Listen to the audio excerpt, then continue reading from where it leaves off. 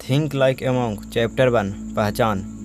मैं वह नहीं हूँ जो मैं सोचता हूँ कि मैं हूँ, और मैं वह भी नहीं हूँ जो आप सोचते हैं कि मैं हूँ।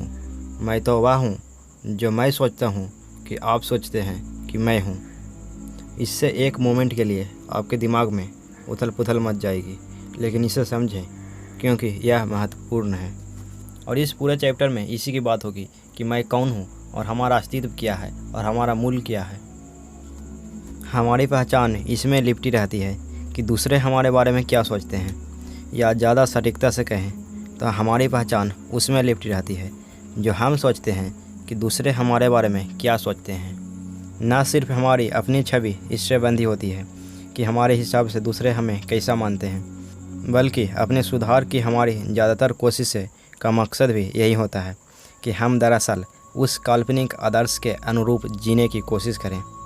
इसे एक एग्जाम्पल से समझने की कोशिश करते हैं। अगर हमारे हिसाब से हमारा रोल मॉडल व्यक्ति जो है अगर पैसे को सफलता का पर्याय मानता है, तो उसे प्रभावित करने के लिए हम भी पैसे के पीछे भागने लगते हैं। अगर हम कल्पना करते हैं कि हमारा कोई फ्रेंड जो है हमारे चेहरे या लुक्स को चेक कर रहा है, उस पर ज़्यादा ध्यान दे रहा है, तो हम प्रतिक्रिया में अपने चेहरे पर ज़्यादा ध्यान देने लगते हैं।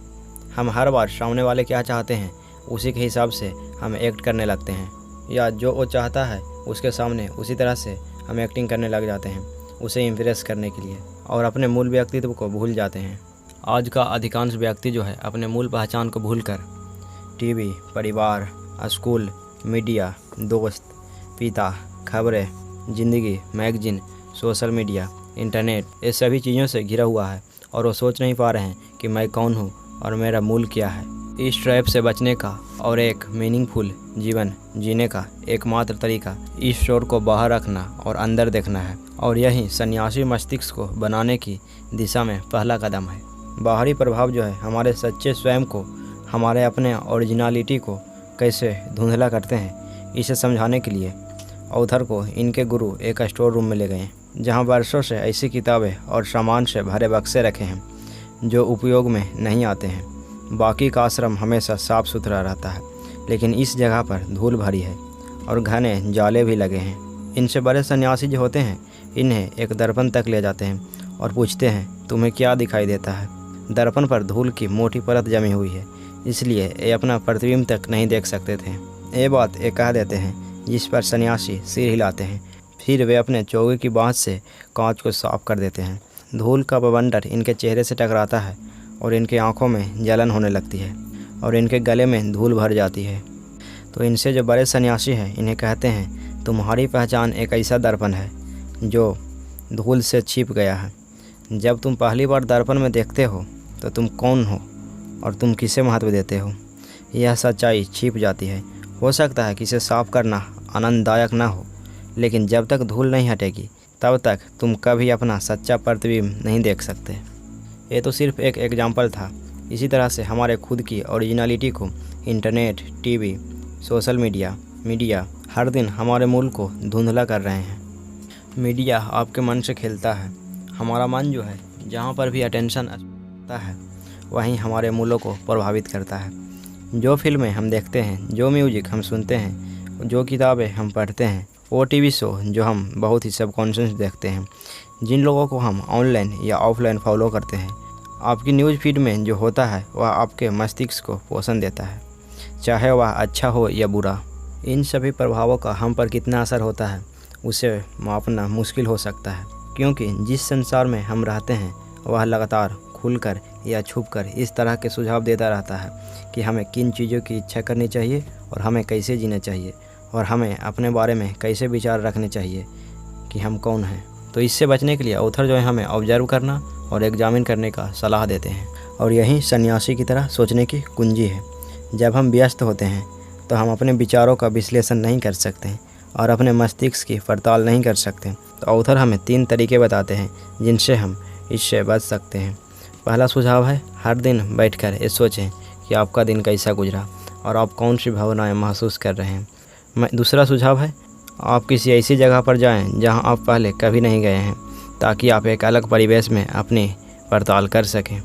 यह पार्क या लाइब्रेरी या कोई भी जगह हो सकती है जहां आप इससे पहले कभी नहीं गए हैं। तीसरा सुझाव है किसी ऐसी चीज़ में शामिल हो जो आपके लिए मीनिंगफुल है, कोई हॉबी, परोपकारी संस्था या राजनीतिक मुहिम। तो अब आते हैं इस चैप्टर के नेक्स्ट पार्ट में। अपने लाइफ का ऑडिट करें। अपने जीवन का ऑडिट करने के लिए ये 3 चीज़ पर टेस्ट करने की ज़रूरत है।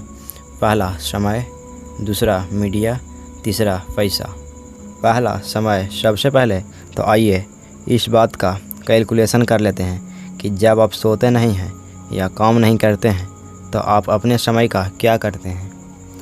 रिसर्चर्स ने पाया कि हमारे जीवन के अंत तक औसतन हम में से हर व्यक्ति बिस्तर पर 33 साल बिताएगा, जिनमें से 7 साल हम सोने की कोशिश करेंगे, 1 साल और 4 महीने एक्सरसाइज करने में लगाएंगे और 3 साल से ज़्यादा समय वेकेशन में लगाएंगे।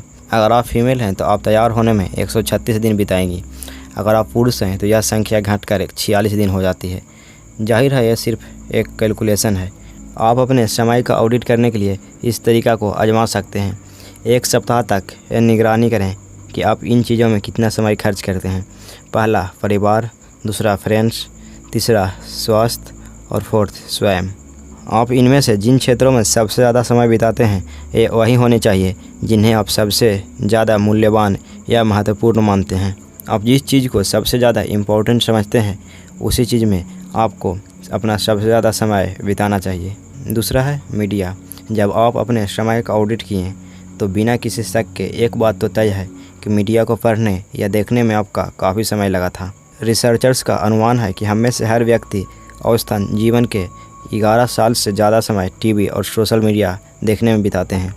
मीडिया के कई रूप हैं, लेकिन क्या हम में से ज़्यादातर लोग फिल्मों, टीवी या मैगजीन या सोशल मीडिया में ज़्यादा समय नहीं लगा रहे हैं। मीडिया को ऑडिट करने के लिए आपको सेटिंग्स में जाना है और सेटिंग्स में जाकर स्क्रीन टाइम रिपोर्ट दिया गया रहता है, उस पर आप नज़र डाल सकते हैं और इसे आप चेक कर सकते हैं। इससे आपको दिख जाएगा कि आप सोशल मीडिया, गेम्स, मेल और ब्राउजिंग में कितना समय खर्च कर रहे हैं। अगर आपको लगता है कि आप ये सब में ज़्यादा समय खर्च कर रहे हैं तो आप अपने लिए एक लिमिट भी तय कर सकते हैं या फिर आप इसके लिए किसी मोबाइल एप्लीकेशन डाउनलोड कर सकते हैं। तीसरा है मनी। समय की तरह ही आप यह भी देख सकते हैं कि आप अपना पैसा कैसे खर्च कर रहे हैं, ताकि आपको यह पता चल जाए कि आप इसे अपने जीवन मूल्यों के अनुरूप खर्च कर रहे हैं। सोशल मीडिया पर मैंने पोस्ट देखे जिनमें खर्च और हमारी प्राथमिकताओं की तुलना की गई थी। इसके बाद मैं यह सोचने लगा कि हम अपने समय और पैसे को किस तरह खर्च करते हैं, वह किस तरह हमारे मूल्यों को उजागर करता है। 60 मिनट का टीवी शो एक झटके में चला गया। माता पिता के साथ 60 मिनट का लंच, यह कभी ख़त्म नहीं होगा। हर दिन कॉफ़ी की आदत, $4 प्रतिदिन, लगभग $1500 प्रति वर्ष, इसकी ज़रूरत है।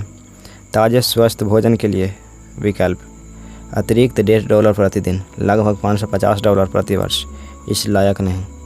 15 मिनट सोशल मीडिया पर समय बिताना, ये मेरे मनोरंजन का समय है, लेकिन 15 मिनट का मेडिटेशन या वर्कआउट कोई समय नहीं है। आज के समय में अधिकांश लोग जो हैं ऐसा ही कर रहे हैं। हर दिन हमारे सामने ऑप्शन होते हैं, हर दिन हमें चूज करना होते हैं और हम उनमें मूल्यों का इस्तेमाल करना शुरू कर सकते हैं। जब भी हम कोई चयन करते हैं, चाहे इस शादी करने जितना बड़ा निर्णय हो या किसी फ्रेंड्स के साथ बहस करने जितना छोटा निर्णय, तो हम अपने मूल्यों से संचालित होते हैं, चाहे वे उच्च हो या निम्न। नेक्स्ट है दूसरों के शोर को अनसुना ना करें बल्कि नज़रअंदाज करें।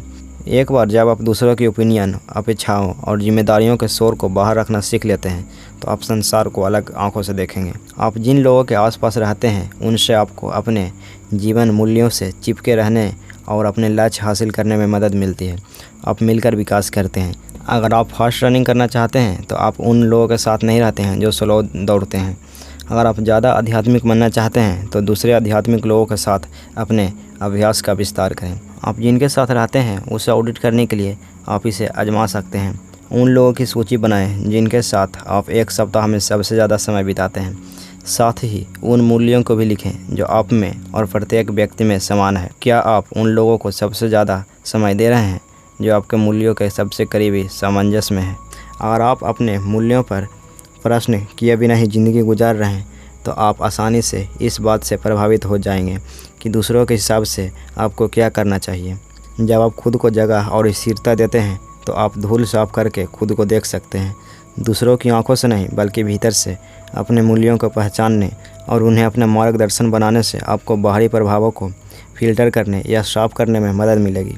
तो ये था चैप्टर 1 का समरी। इस चैप्टर में हमने ये जाने कि बाहरी प्रभाव हमारे सच्चे स्वयं को कैसे धुंधला करते हैं और हमारे मूल्य कहाँ से आते हैं, मीडिया आपके मन से कैसे खेलता है और आप अपने जीवन का ऑडिट कैसे कर सकते हैं। इसके लिए आपको 3 चीज़ों की टेस्ट करने की ज़रूरत है। पहला समय, दूसरा मीडिया और तीसरा पैसा। और सबसे इम्पोर्टेंट चीज़ कि दूसरों के शोर को अनसुना ना करें बल्कि नज़रअंदाज करें। तो इस चैप्टर में हमने जाना कि कैसे दूसरे लोग हमें डायरेक्टली या इनडायरेक्टली हमें प्रभावित करते हैं और अपने खुद के पहचान को छोड़कर दूसरे लोग क्या चाहते हैं इस तरह से हम एक्टिंग करने लगते हैं और धीरे धीरे वो एक्टिंग जो है हमारा लाइफ स्टाइल बन जाता है।